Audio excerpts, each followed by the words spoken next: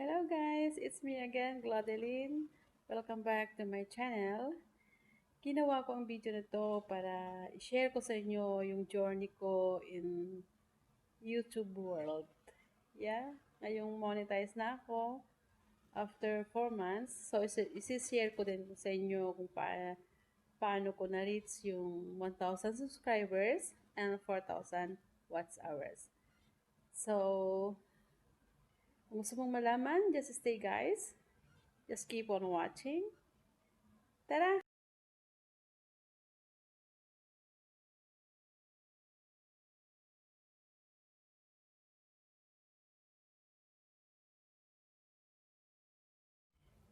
So, una ay gusto kong pasalamatan yung mga nag-subscribe sa aking channel, sa mga nanood ng mga ina-upload kong videos, kay Madam Vland. She's the one who encouraged me to join in YouTube world. Kay Sis Celsa Norway, na laging tumutulong sa akin para maabot ko yung watch hour ko, at sa lahat-lahat na nanood ng aking video. Salamat po sa inyo ng maraming marami, dahil kung hindi sa inyo ay hindi po na-monetize ang aking channel. Hindi ko po na-reach yung 4,000 watch hour na requirements for monetization.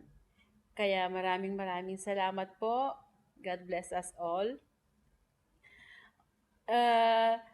Nag-start ako ng YouTube channel ko last July 6 dahil lockdown dito sa Dubai, 'di ba? So wala akong masyadong work from home lang ako. So naisipan kong gumawa ng YouTube channel ko. Although hindi naman ako magaling, wala akong alam about uh, tips and tutorials for YouTube. Nag-aral din ako sa YouTube. Then, saka ko isinishare. Tapos, after 1 month, na kumpleto ko yung 1,000 subscribers na requirements ni Lolo. And then, by November 5, nabuo ko yung 4,000 watts hour na pangalawang requirements. And then, by November 6, in-apply ko agad. In-apply ko agad for monetization. Yes guys, parang gusto ko nang sumuko dahil di man lang mag-email si Lolo na i-congratulate niyo ako na na-reach ko na yung 4,000 watts hour. Kaya parang gusto ko nang sumuko. So, ang ginawa ko na lang is nag-apply na lang ako direct. Nag-try lang ako. Pero, parang gusto ko na talagang sumuko kasi one day, pangalawang araw na, wala pang reply. Wala pang reply si Lolo.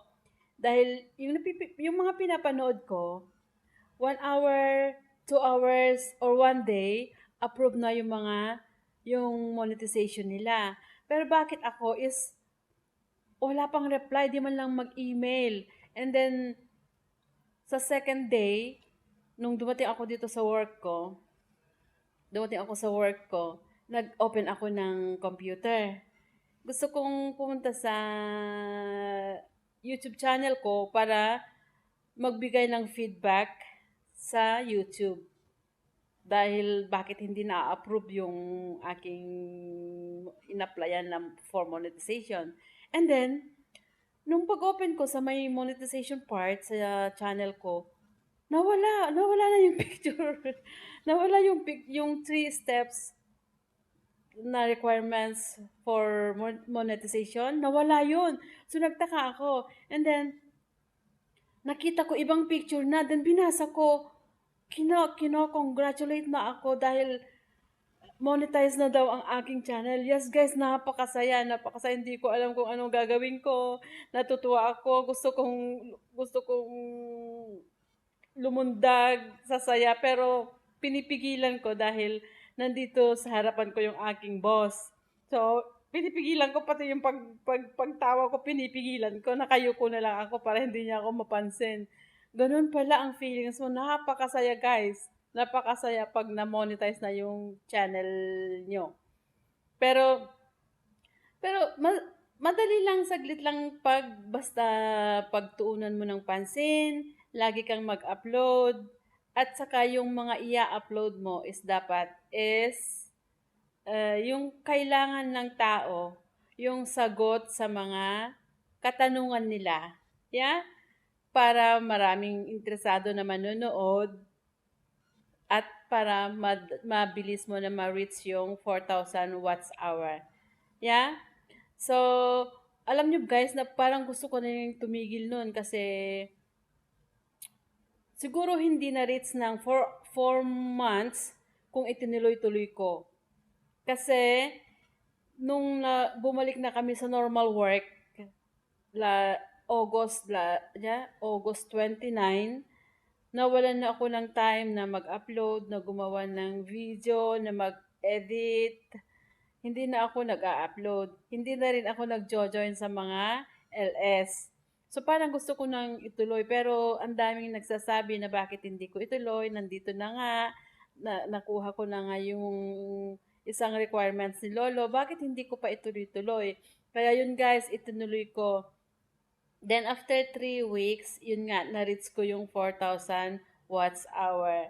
At ngayon, finally and successfully approved na.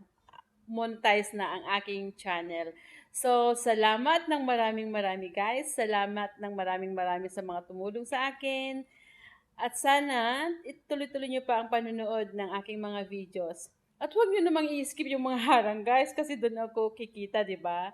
Uh, Konting tulong na rin ninyo sa akin. At saka may matutunan naman kayo kahit na konti kahit papano, di ba? At sa mga hindi pa po nag-subscribe sa aking channel, please subscribe and like my channel. Wala naman pong mawawala sa inyo, kundi matututo pa kayo kahit papano. Yeah?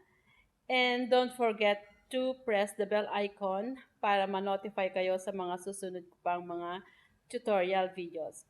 So, hanggang dyan na lang guys. Thank you so much. God bless us all. At magkita-kita pa tayo sa mga susunod ko pang mga live streaming. Yeah? Thank you. Bye-bye. Love you all.